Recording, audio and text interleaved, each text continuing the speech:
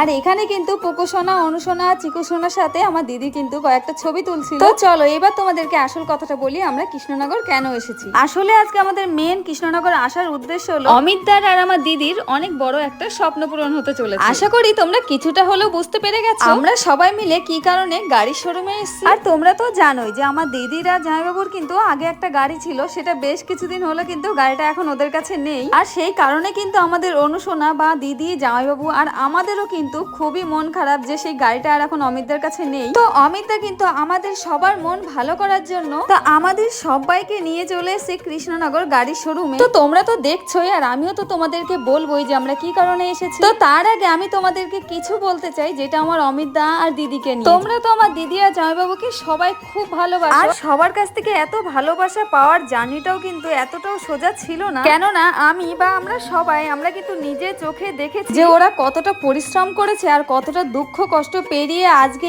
এই জায়গায় এসে পৌঁছাতে পেরেছে। তো তোমরা তো ওদেরকে ভালোবাসা দিচ্ছই, আর এরকমই ভালোবাসা দিয়েও ওদের পাশে থেকো আর ওদেরকে আশীর্বাদ যেন ওরা আমরা সবাই একসাথে সারা জীবন হাসি খুশিতে এরকম মিলেমিশে থাকতে পারি।